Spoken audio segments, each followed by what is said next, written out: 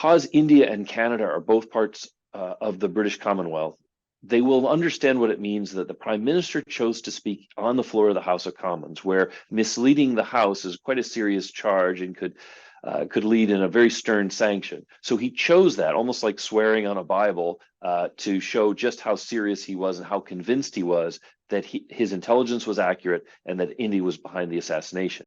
Now, since that time, I think allies have been trying through shuttle diplomacy to talk to the Indians and to try to find a climb down, while India and Canada have been escalating with small gestures, kicking diplomats out of the country, making other moves, like I think India has decided not to process Canadian visas for a period.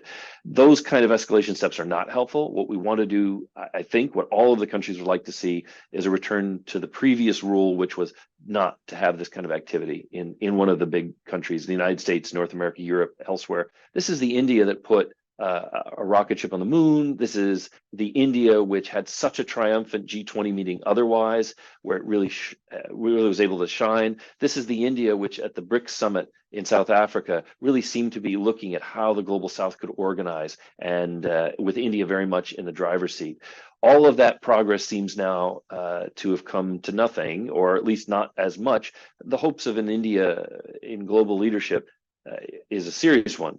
But an India that behaves like this is not going to be able to support global norms or global peace and security. For a lot of mid-sized countries around the world, having a rule of law norm is so important. And that's why this case is bigger than that community. It's bigger than India's rise. It's bigger than great power rivalry. For Canada, it's a question of principle.